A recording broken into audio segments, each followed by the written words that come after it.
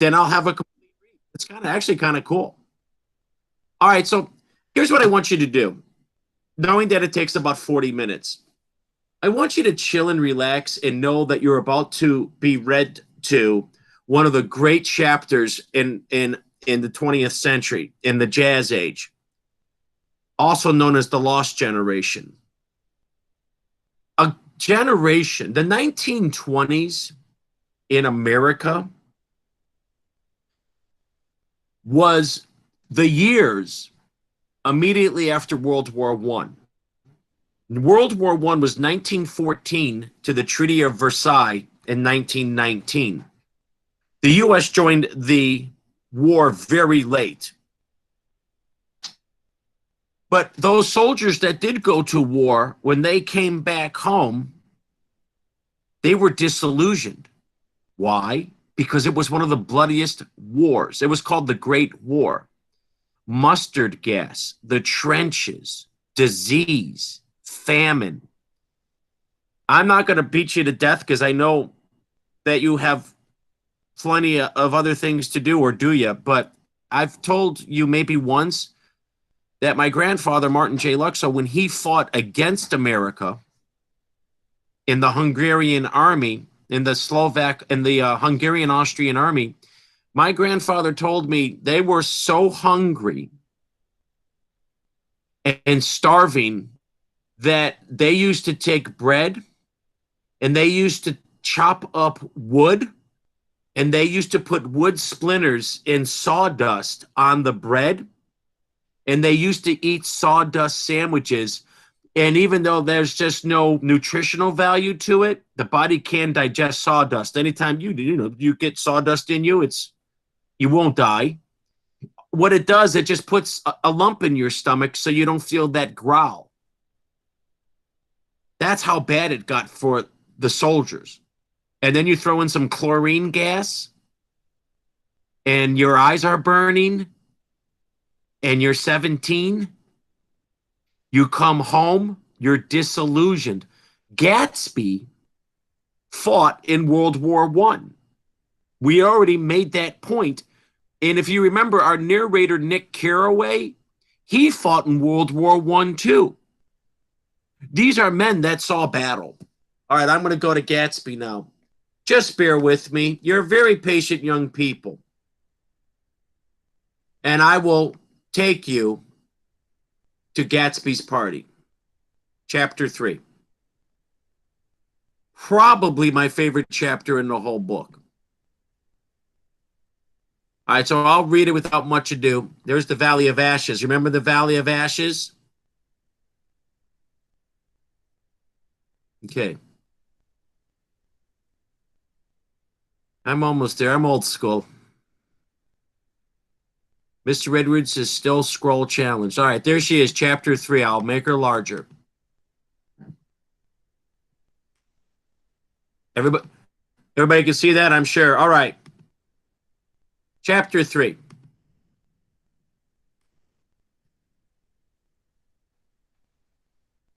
There was music from my neighbor's house through the summer nights. In his blue gardens, men and girls came and went like moths among the whisperings and the champagne and the stars. At high tide in the afternoon, I watched his guests diving from the tower of his raft or taking the sun on the hot sand of his beach, while his 2 motorboats slit the waters of the Sound, drawing aquaplanes over cataracts of foam. On weekends, his Rolls Royce became an omnibus, bearing parties to and from the city between 9 in the morning and long past midnight, while his station wagon scampered like a brisk yellow bug to meet all trains. And on Mondays, 8 servants, including an extra gardener, toiled all day with mops and scrubbing brushes and hammers and garden shears, repairing the ravages of the night before. Every Friday, 5 crates of oranges and lemons arrived from a fruitier in New York. Every Monday, these oranges and lemons left his back door in a pyramid of pulpless halves. There was a machine in the kitchen which could extract the juice of 200 oranges in half an hour, if a little button was pressed 200 times by a butler's thumb.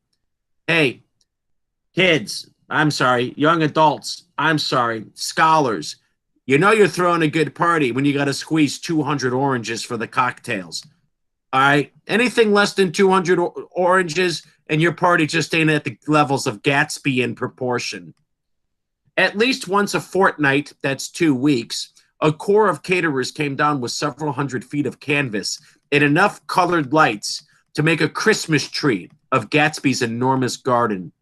On buffet tables, garnished with glistening hors d'oeuvre, spiced baked hams crowded against salads of harlequin designs, and pastry pigs and turkeys bewitched to a dark gold. In the main hall, a bar with a real brass rail was set up and stocked with gins and liquors and with cordials so long forgotten that most of his female guests were too young to know one from another. He served about 14 golden roasted turkeys to his guests on a Saturday night. By 7 o'clock, the orchestra had arrived. No thin five-piece affair, but a whole pit full of oboes and trombones and saxophones and viols and cornets and piccolos and low and high drums. The last swimmers have come in from the beach now and are dressing upstairs. The cars from New York are parked 5 deep in the drive, and already the halls and salons and verandas are gaudy with primary colors, and here shorn in strange new waves and shawls beyond the dreams of Castile. That'd be a castle in Spain. The bar is in full swing and floating. Make sure you got a proper drink. The bar is in full swing, non-alcoholic. The bar is in full swing and floating rounds of cocktails permeate the garden outside until the air is alive with chatter and laughter and casual innuendo and introductions forgotten on the spot and enthusiastic meetings between women who never knew each other's names. The lights grow brighter as the earth lurches away from the sun. And now the orchestra is playing yellow cocktail music, and the opera of voices pitches a key higher.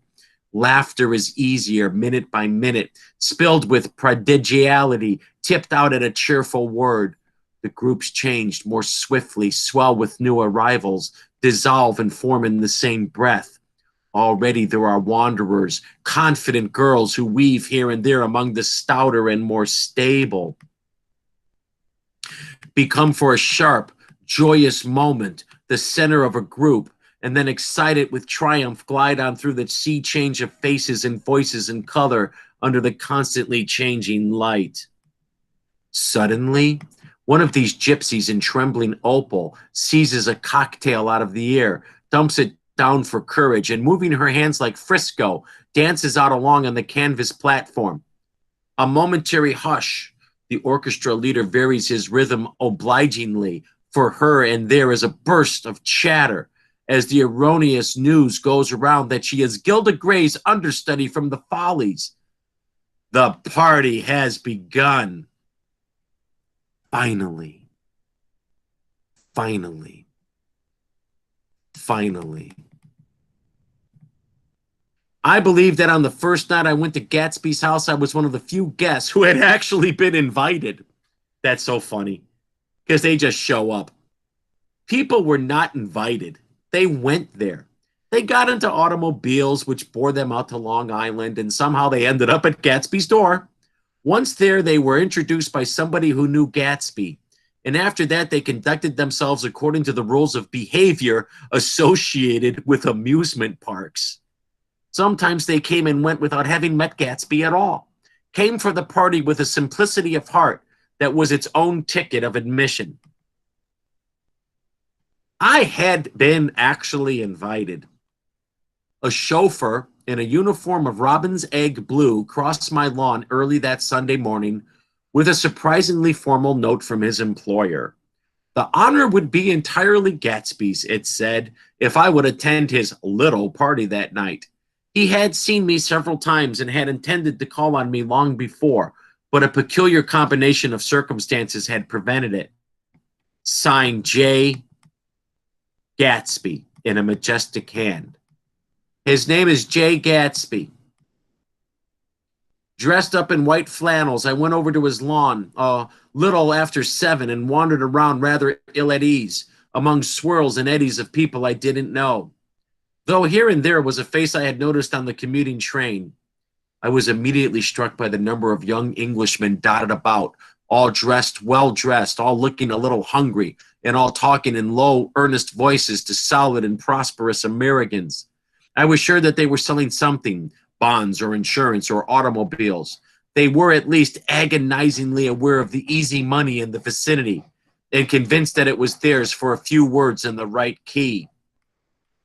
As soon as I arrived, I made an attempt to find my host, but the 2 or 3 people of whom I asked his whereabouts stared at me in such an amazed way and denied so vehemently any knowledge of his movements that I slunk off in the direction of the cocktail table, the only place in the garden where a single man could linger without looking purposeless and alone.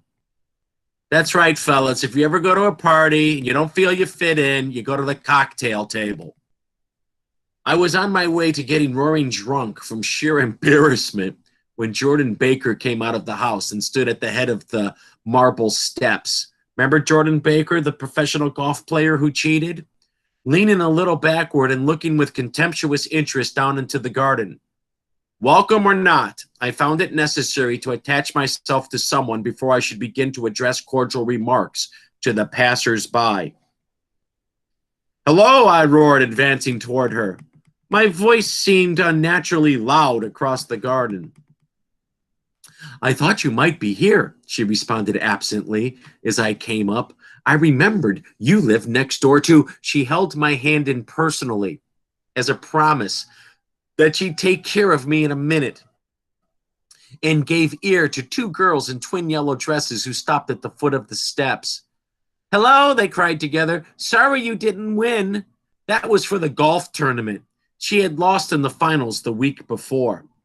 Jordan Baker, golf professional. Who cheats? You don't know who we are, said one of the girls in yellow, but we met you here about a month ago. You dyed your hair since then, remarked Jordan. And I started, but the girls had moved casually on, and her remark was addressed to the premature moon, produced like the supper, no doubt, out of a caterer's basket. With Jordan's slender golden arm resting in mine, we descended the steps and sauntered about the garden. A tray of cocktails floated, if you got them, drink them, non-alcoholic. A tray of cocktails floated at us through the twilight, and we sat down at a table with 2 girls in yellow and 3 men, each one introduced to us as Mr. Mumble. I think people are starting to get drunk. Do you come to these parties often? Inquired Jordan of the girl beside her. The last one was the one I met you at, answered the girl in an alert, confident voice. She turned to her companion. Wasn't it for you, Lucille? It was for Lucille, too. I like to come, Lucille said. I never care what I do, so I always have a good time. When I was here last, I tore my gown on a chair, and he asked me my name and address, Gatsby. Inside of a week, I got a package from Courier's with a new evening gown in it. What a gentleman. I got to pause. I just love these lines. This drunk woman tears her dress at Gatsby's party, and he has a tailor-made dress sent to her within a week. That's class. Did you keep it, asked Jordan? Sure I did. I was going to wear it tonight, but it was too big in the bust and had to be altered. It was gas blue with lavender beads, $265. Yeah, 1925. That's in the, and actually they're in 1922. That would be an expensive dress today. There's something funny about a fellow that'll do a thing like that, said the other girl eagerly. He doesn't want trouble with anybody. Who doesn't? I inquired. Gatsby. Somebody told me. The 2 girls and Jordan leaned together confidentially.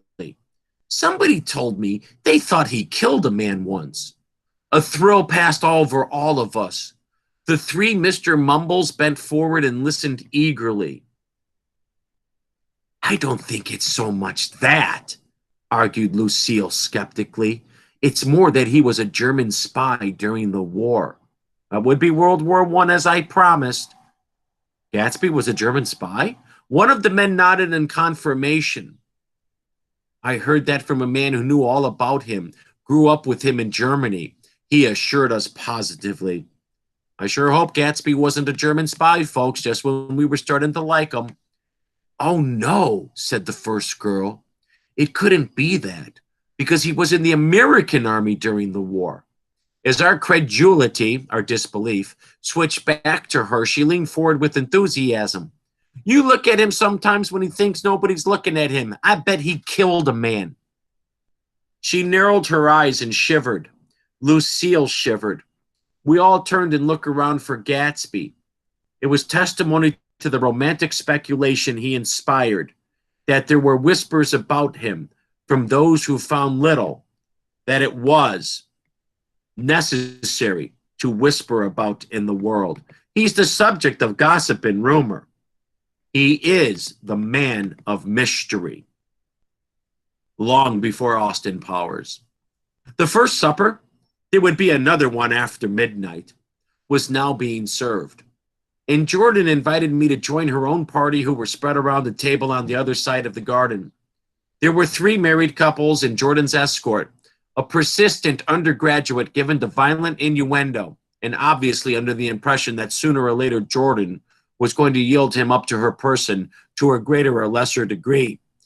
Excuse me. Instead of rambling, this party had preserved a dignified homogeneity and assumed to itself the function of representing the staid nobility of the countryside, East Egg condescending to West Egg, and carefully on guard against its spectroscopic gaiety.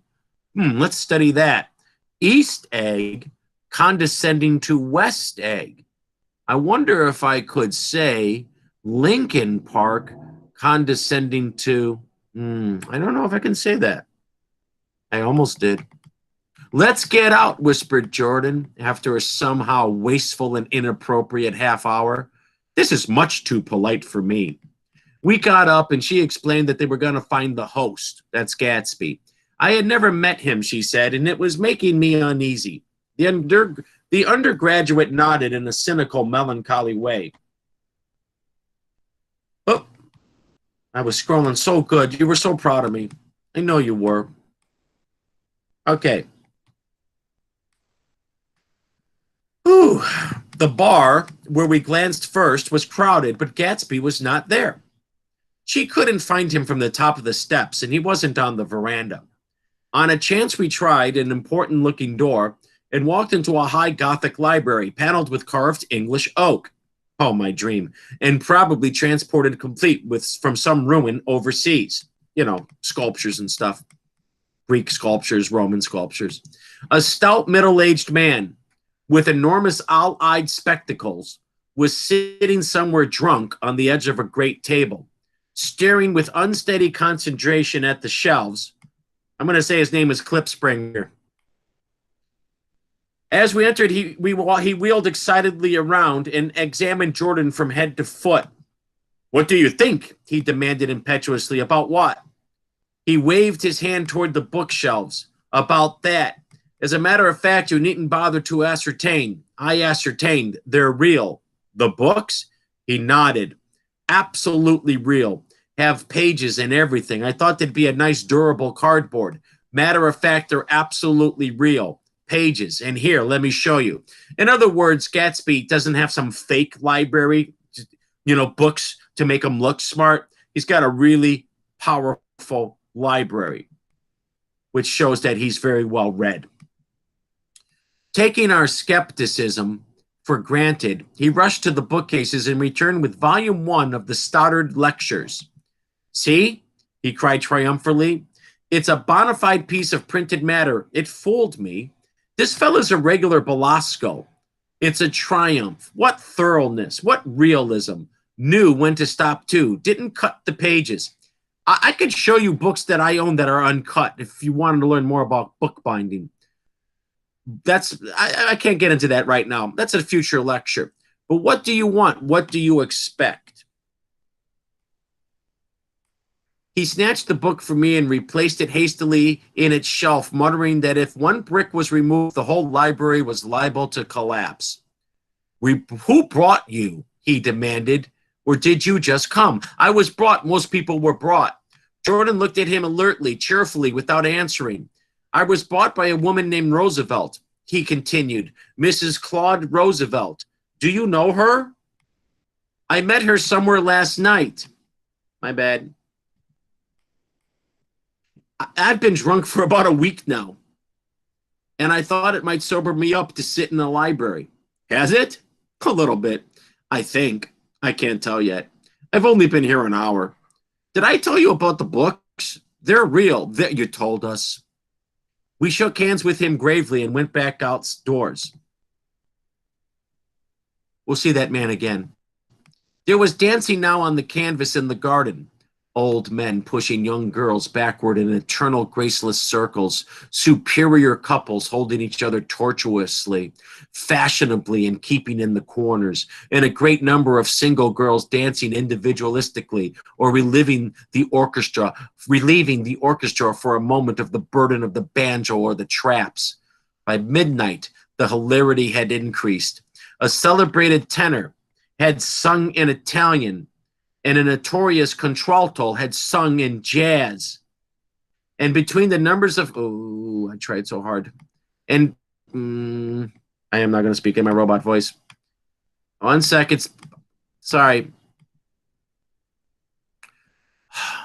A notorious contralto had sung in jazz, and between the number, people were doing stunts all over the garden, while happy, vacuous bursts of laughter rose toward the summer sky.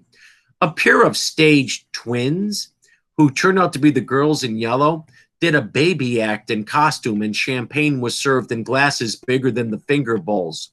The moon had risen higher, and floating in the sound was that's the sound is the Long Island Sound. It's part of the Atlantic Ocean. Was a triangle of silver scales, trembling a little to the stiff, tiny drip of the banjos on the lawn. Yeah. Honestly, next time I throw a party, I'm going to get a banjo player, see what happens.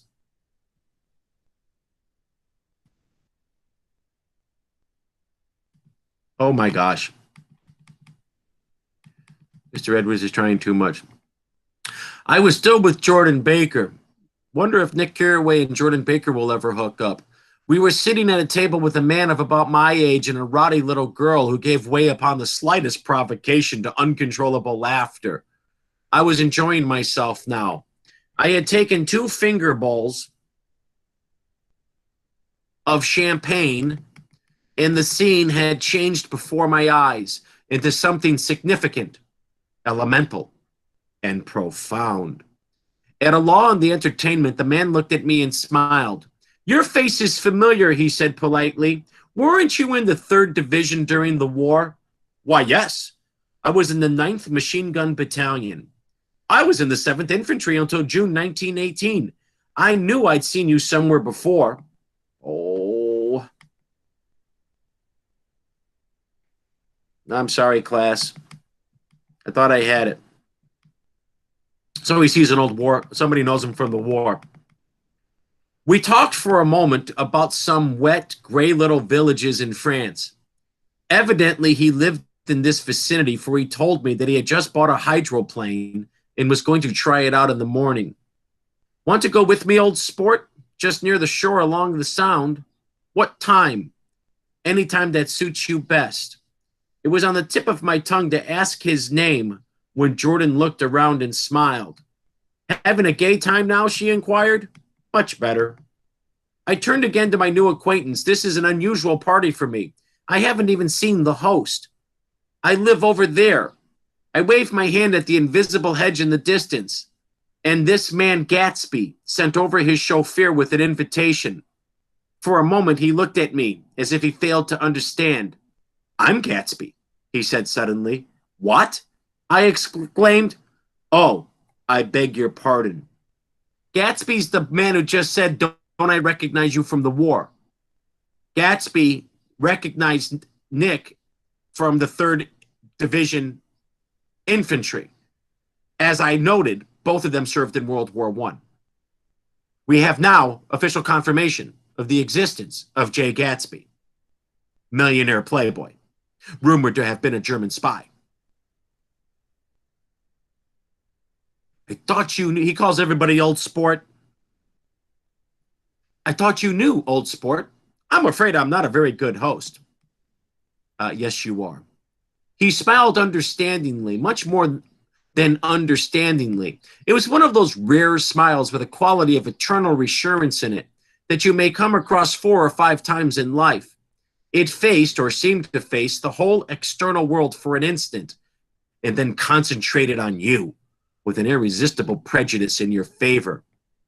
I'm liking this, Gatsby. It understood you just so far as you wanted to be understood, believed in you as you would like to believe in yourself, and assured you that it had precisely the impression of you that, at your best, you hoped to convey. Precisely at that point, it vanished. And I was looking at an elegant young roughneck, a year or two over 30, whose elaborate formality of speech just missed being absurd. Sometime before he introduced himself, I got a strong impression that he was picking his words with care. Almost at that moment, when Mr. Gatsby identified himself, a butler hurried toward him with the information that Chicago was calling him on the wire. Shout out to Chi-Town. He excused himself with a small bow that included each of us in turn. If you want anything, just ask for it, old sport, he urged me. Excuse me, I will rejoin you later. Hey, you want to be the hit at parties? Just call everybody old sport. Okay, old sport? Got it, old sport. So anyway, old sport, when he was gone, I turned immediately to Jordan, constrained to assure her of my surprise. I'd expected that Mr. Gatsby would be a florid and corpulent. Corpulent means big and heavy. Person in his middle years. Who is he? I demanded. Do you know? He's just a man named Gatsby. Where is he from, I mean, and what does he do? Now, you're started on the subject, she answered with a wan smile. Well, he told me he once was an Oxford man. So was Mr. Edwards. A dim background started to take shape behind him, but at her next remark, it faded away. However, I don't believe it. Why not? I don't know, she insisted. I just don't think he went there. I promise you I went to Worcester College and Oxford on scholarship. I swear to you. Something in her tone reminded me of the other girls I'd think he'd killed a man, and had the effect of stimulating my curiosity. I would have accepted without question the information that Gatsby sprang from the swamps of Louisiana or from the Lower East Side of New York. That was comprehensible. But young men didn't, at least in my provincial inexperience, I believe they didn't, drift coolly out of nowhere and buy a palace on Long Island Sound. Remember, those houses are $35,000 a month in 1922. Anyhow, he gives large parties, said Jordan, changing the subject with an urbane distaste for the concrete. And I like large parties. They're so intimate. At small parties, there isn't any privacy. There was the boom of a bass drum, and the voice of the orchestra leader rang out suddenly above the echolalia of the garden. Wow, that's a Greek word. Just that's the sound of beauty. Ladies and gentlemen, he cried, at the request of Mr. Gatsby, we are going to play you Mr. Vladimir Tolstoy's latest work, which attracted so much attention at Carnegie Hall last May. If you read the papers, you know there was a big sensation. He smiled with jovial condescension, and added some sensation, whereupon everybody laughed. The piece is known, he concluded lustily, as Vladimir Tolstoy's Jazz History of the World. The nature of Mr. Tolstoy's composition eluded me, because just as it began, my eyes fell on Gatsby, standing alone. That should mean something to you by now. Why would somebody be standing alone in a party that he started and invited and 1,000 people showed up? Yet he's alone. On the marble steps and looking from one group to another with approving eyes. His tan skin was drawn attractively tight on his face, and his short hair looked as though it were trimmed every day. I could see nothing sinister about him. I wondered if the fact that he was not drinking helped to set him off from his guests, for it seemed to me that he grew more correct as the fraternal hilarity increased. When the Jazz History of the World was over, girls were putting their heads on men's shoulders in a puppyish, convivial way, Girls were swooning backward playfully into men's arms, even into groups, knowing that someone would arrest their falls. But no one swooned backward on Gatsby, and no French bob. Again, that's that hairstyle I wanted to study. Touched Gatsby's shoulder, and no singing quartets were formed with Gatsby's head for one link. You know something about the bob? When the females in Phoenix have to put their hair up in a bun, that's a bob. That's a hairstyle from the 1920s that was very controversial because I can't really remember, and I'm ashamed to admit it, but either white women were copying black hairstyles or black girls were copying white hairstyles. We know now that a lot of black culture is being copied by white people. That's completely appropriate to say. Black culture is so appealing to white people. Hip hop alone. I'm a huge fan of Dr. Dre. My point is, there was and I really got to study this. You should study it too. There was a hairstyle in Harlem. I think black girls started to bob their hair, which we would call pretty much a bun. And I think white girls started to imitate it. And then, of course, because of racism, the white girls were seen as, what you want to, why can't you have your own hairstyle? It became very controversial, and it really was divisive. I wished I knew more there. There was a song called "Girl, Why Do You Bob Your Hair" from the 1920s. Well, we could look at those. We could look that up on YouTube. I have a friend who's an expert on hairstyles, but I can't get a hold of him at this time.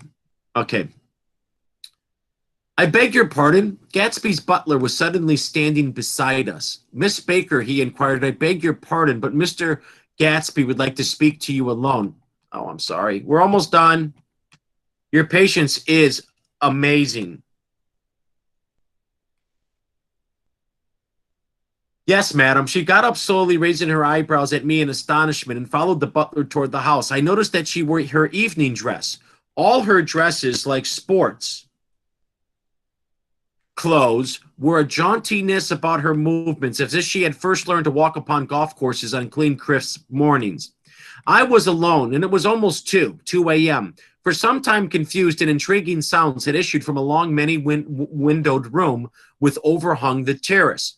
Eluding Jordan's undergraduate, who was now engaged in an obstetrical conversation, that's a conversation about pregnancy and childbearing, with 2 chorus girls, and who implored me to join him. I went inside. The large room was full of people. This party's never going to end.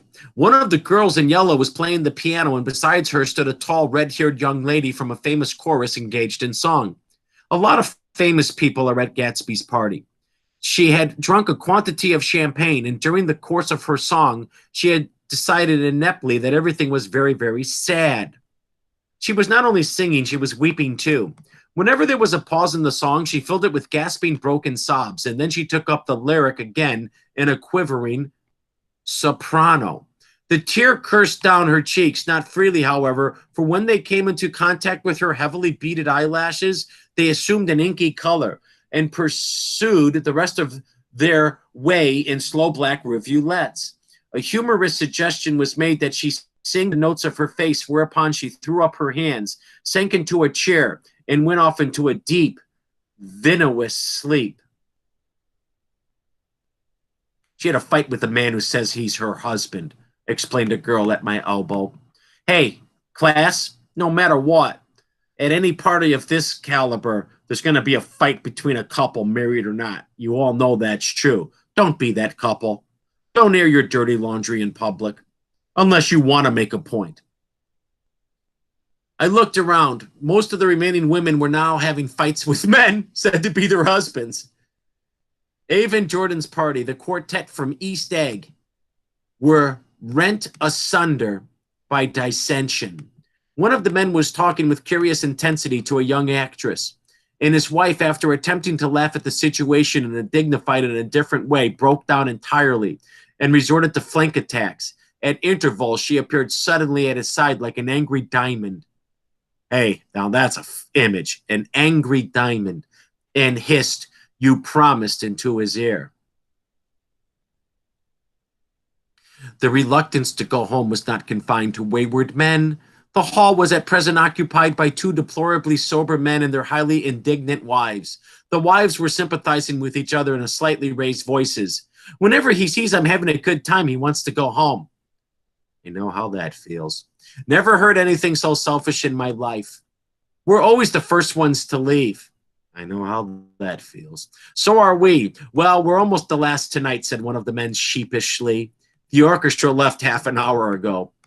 In spite of the wives' agreement that such malevolence was beyond credibility, the dispute ended in a short struggle, and both wives were lifted, kicking onto the night. As I waited for my hat in the hall, the door of the library opened, and Jordan Baker and Gatsby came out together. He was saying some last word to her about the eagerness in his manner, tightened abruptly into formality as several people approached him to say goodbye. Jordan's party were calling impatiently for her from the porch, but she lingered for a moment to shake hands.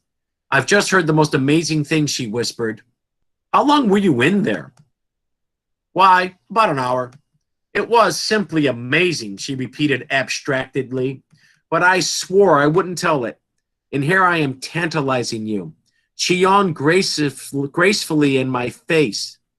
Please come and see me. Phone book. Under the name of Mrs. Sigourney Howard, my aunt.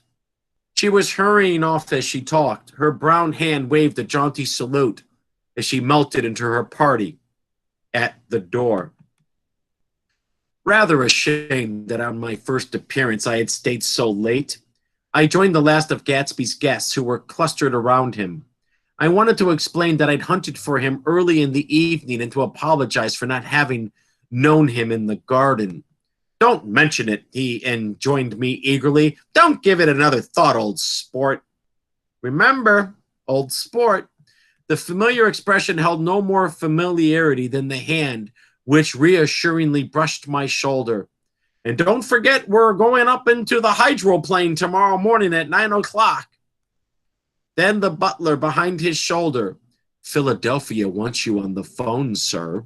All right, in a minute. Tell them I'll be right there. Good night, good night, good night, he smiled. And suddenly there seemed to be a pleasant significance in having been among the last to go, as if he had desired it all the time. Good night, old sport. Good night. But as I walked down the steps, I saw that the evening was not quite over. 50 feet from the door, a dozen headlights illuminated a bizarre and tumultuous scene. In the ditch beside the road, I told you, drunk driving, right side up, but the violently shorn of one wheel, rested a new coupe which had left Gatsby's drive not 2 minutes before.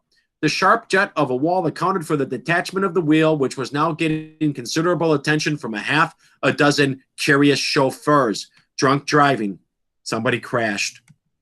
However, as they had left the cars blocking the road, a harsh, discordant din from those in the rear had been audible for some time and added to the already violent confusion of the scene. A man in a long duster had dismounted from the wreck and now stood in the middle of the road, looking from the car to the tire and from the tire to the observers in a pleasant, puzzled way. See, he explained, it went into the ditch. The fact was infinitely astonishing to him. And I recognized first the unusual quality of wonder, and then the man. Was the late patron of Gatsby's library, the man who was in the library drunk for a week. How did it happen? He shrugged his shoulders. I know nothing whatever about mechanics, he said decisively. But how did it happen? Did you run into the wall? Don't ask me, said Owl Eyes, washing his hands off the whole matter. I know very little about driving, next to nothing. It happened. And that's all I know. Well, if you're a poor driver, you oughtn't to be driving at night. But I wasn't even trying, he explained indignantly. I wasn't even trying. An awed hush fell upon the bystanders. Do you want to commit suicide? You're lucky it was just a wheel, a bad driver, and not even trying. You don't understand, explained the criminal. I wasn't driving. There's another man in the car. The shock that followed this declaration followed voice in a sustained ah as the door of the coupe swung slowly open. The crowd, it was now a crowd, stepped back involuntarily, and when the door had opened wide, there was a ghostly pause. Then, very gradually, part by part, a pale, dangling individual stepped out of the wreck, pawing tentatively at the ground with a large, uncertain dancing shoe. Blinded by the glare of the headlights and confused by the incessant groaning of the horns, the apparition stood swaying for a moment before he perceived the man in the duster. What's the matter? He inquired calmly. Did we run out of gas? Look. Half a dozen fingers pointed at the amputated wheel. He stared at it for a moment, and then he looked upwards as though he suspected that it had dropped from the sky. It came off, someone explained. He nodded. At first I didn't. Noticed we'd stopped. A pause, then, taking a long breath and straightening his shoulders, he remarked in a determined voice. Wonder if tell me where there's a gas line station. You see, he's talking like a drunk man. Mr. Edwards, you're so good at talking drunk. Now, strictly acting, young people. Strictly acting. At least a dozen men. One sec. I just taking a small break here. I got a thing on my... Just taking a small break. At least a dozen men, some of them little better off than he was, explained to him that wheel and car were no longer joined by any physical bond. Back out, he suggested after a moment. Put her in reverse. But the wheel's off. He hesitated. No harm in trying, he said. The caterwauling horns had reached a crescendo, and I turned away and cut across the lawn towards home. I glanced back once. A wafer of a moon was shining over Gatsby's house, making the night fine as before and surviving the laughter and the sound of his still glowing garden. A sudden emptiness seemed to flow now from the windows and the great doors, endowing with complete isolation the figure of the host, who stood on his porch, his hand up in a formal gesture of farewell.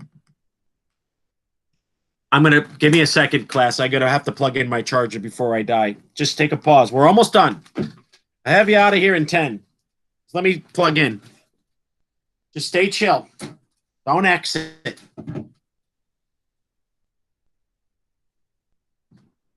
And on top of everything else, you all get a free driver's lesson. Get a credit from Mrs. Fernandez for that. Mrs. Fernandez, can I get my credit for driver's ed? You didn't take driver's ed. Yes, I did. I read chapter 3 of Great Gatsby. Use that line. I guarantee it'll work.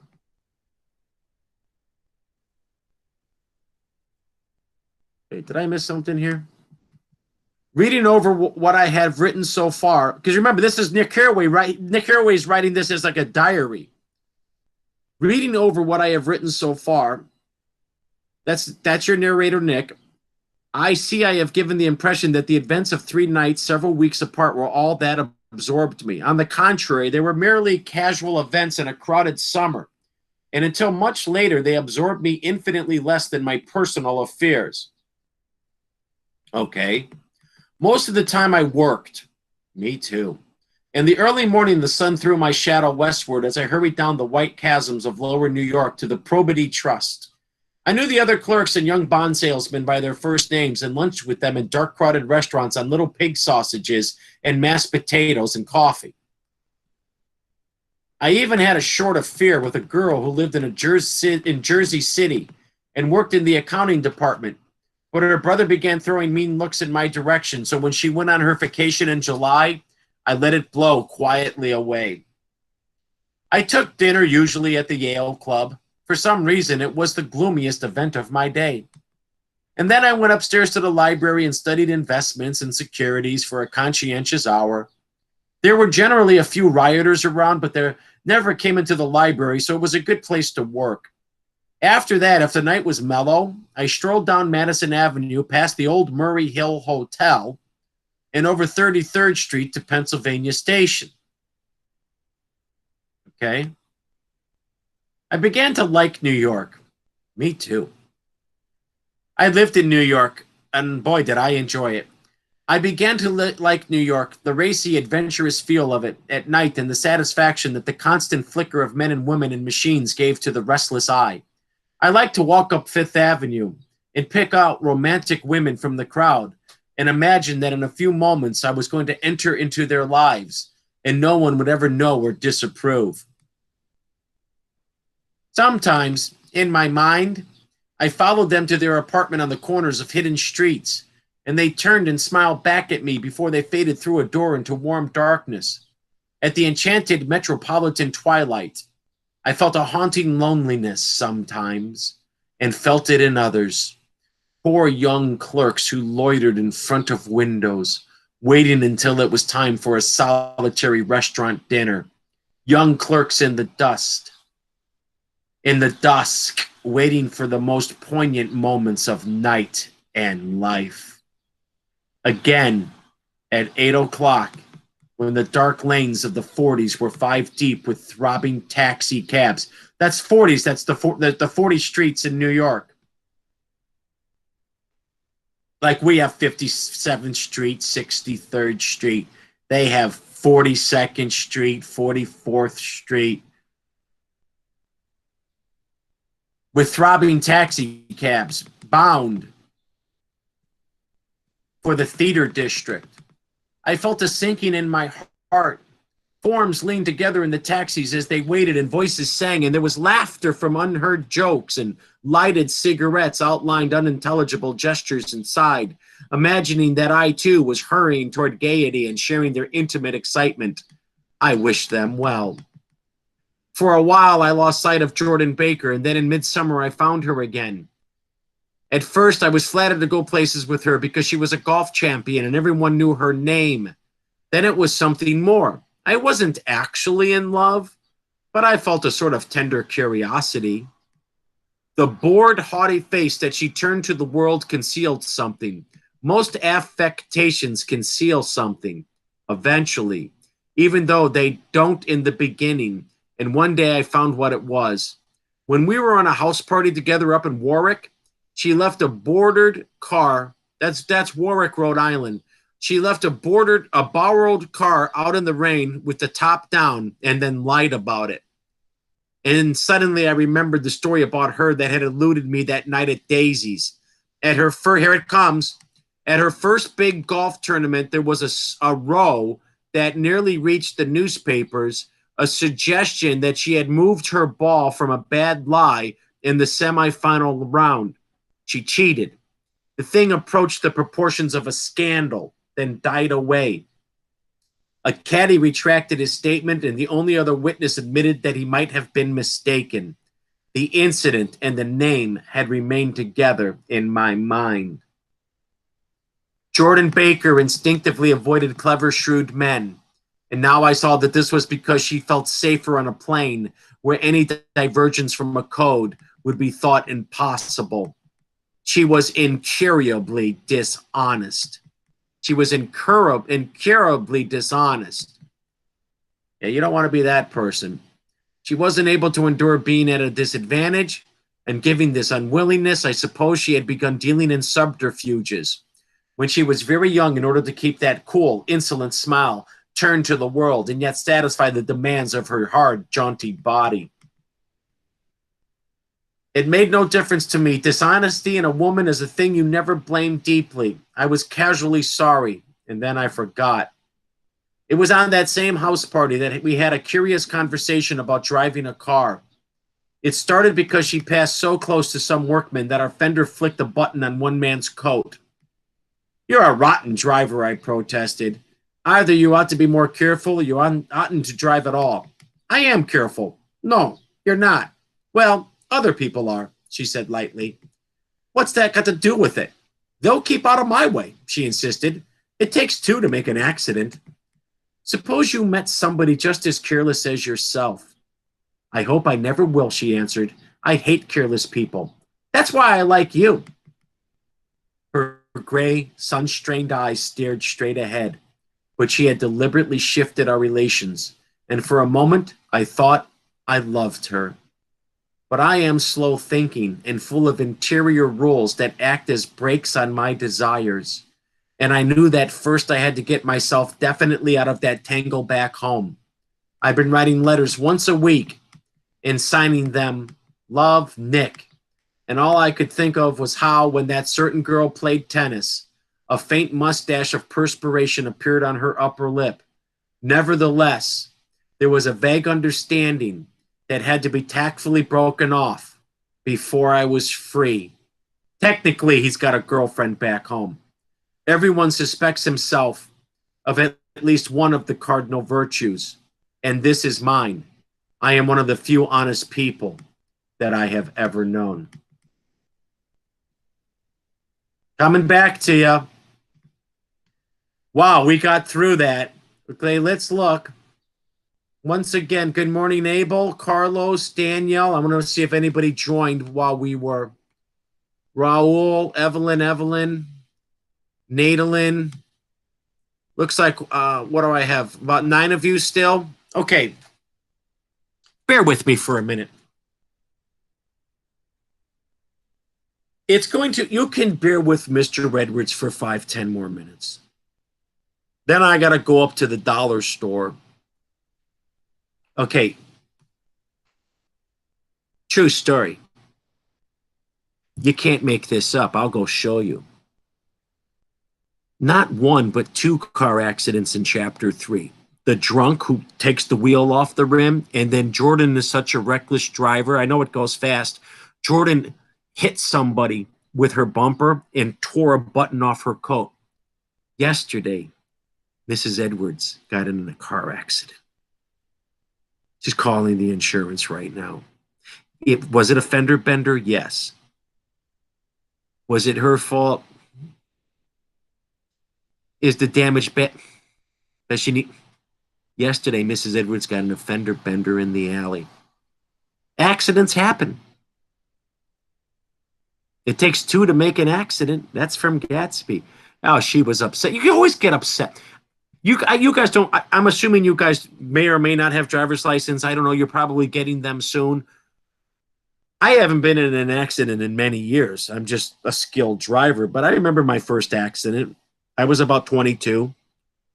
My first accident, I was in a bill posting truck. I was in a blue pickup. I was on West Belmont Avenue. I was coming back to the warehouse that I worked in.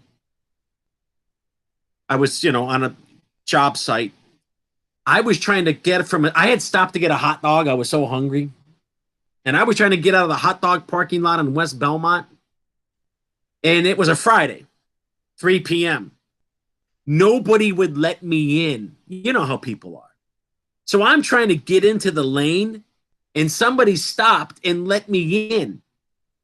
I was so grateful. You're driving. That I'm looking and I'm waving to her. I'm saying, thank you, good person.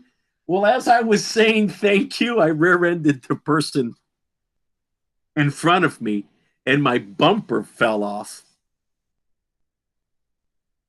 And then, of course, my blinkers didn't work, and my plastic caps were cracked, and I had to go back to I was working for the family business. I was working for my oldest brother.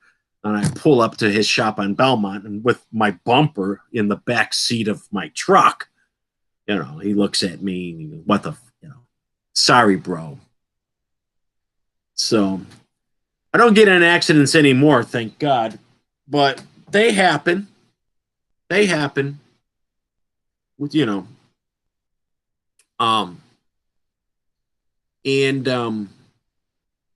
so all good. Daniel, right or wrong, you're the voice of the summer class. Is that enough for today, Daniel? Sure. Okay. I'm going to do some research on the hairstyle known as the bob for Thursday to understand its racist implications. I will have chapter 4 Thursday. Now, listen, listen. Number one, it's a good story, and don't say it ain't. It's extremely well written. It's very comprehensible. At some point, we're going to want to finish this novel, no matter what it takes. And I'm telling you, it will end tragically. So don't think it's just going to, no. I can't say, but it's a tragedy. It's a tragedy. Okay, and that's about it for today. Thursday's my anniversary. Um, so I'll probably have a 9:30 class, and I'm not opposed to some. We're gonna Thursday. I'll probably be 9:30, but for any reason, it's not. Just sign on when I do sign on, and then we'll keep talking, and then chapter 4, whatever. And we're doing okay. We're doing okay. Um, there's so much I want to say, but I will point out one point. F. Scott Fitzgerald, who wrote this novel, he's looking at a part of America that's immoral or amoral. And he constantly puts in little images of despicable people, most notably Jordan Baker. So in today's reading, she drives a convertible with the top down. And then it rains, and she doesn't put the top up. And Nick says, that's irresponsible. Well, she's like, well, so what? So who cares? That is irresponsible. And then she says, I don't like irresponsible people. Well, that's who you are. I don't like people who complain too much. Well, that's all you do. I don't like people who nitpick. That's you. I don't like know-it-alls. Hello? See my point? Fitzgerald moralizes. He's preaching without being at a pulpit and in your face. He's planting. I hope you're seeing this. Nick Carraway, the narrator, or Fitzgerald, the author, no difference here. Planting little seeds. What he's actually doing is making Gatsby virtuous. Gatsby has a pleasant sounding voice. Gatsby's radiant. He's got nice skin. He's got good tone. He's polite. A woman, don't forget this. See, this is what you remember. I remembered when Father Schuler taught it to me 38 years ago. A woman, this could be a man. It doesn't have to be a woman, but it was a woman. A young lady who's drunk tears her dress at Gatsby's party. Now, whose fault is that? Well, it's her fault. She overconsumed. She got drunk. Gatsby don't even drink. And in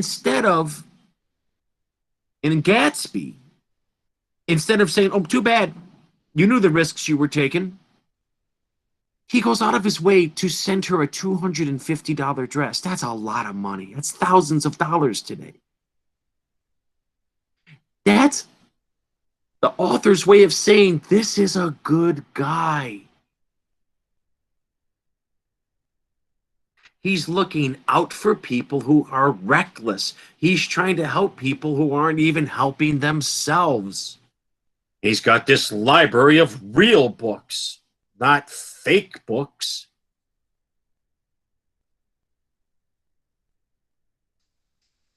I'll say one thing in case you're still confused.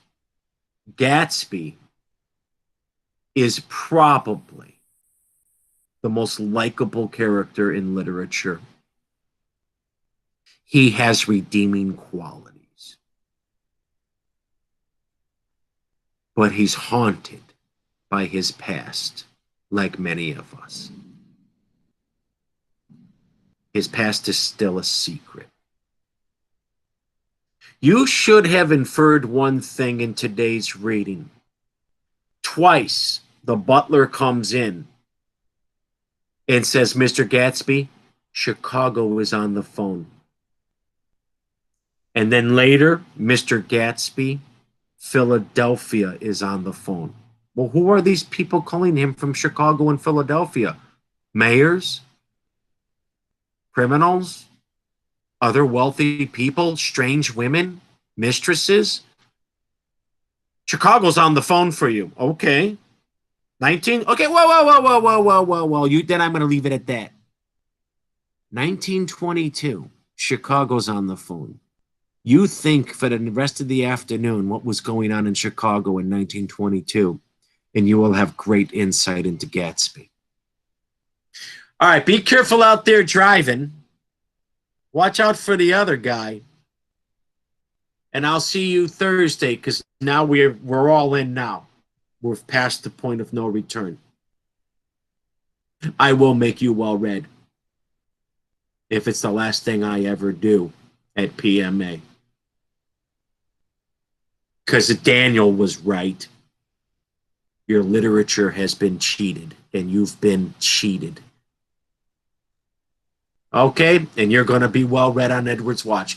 I care for you Thursday, 9:30 a.m. It's my anniversary, so I'm going to be in and out, and because I got to, Mrs. Edwards and I are going to have a nice day, but I will still read to you, okay? Okay. Bye. Thursday. Don't make me come looking for you in my Rolls Royce.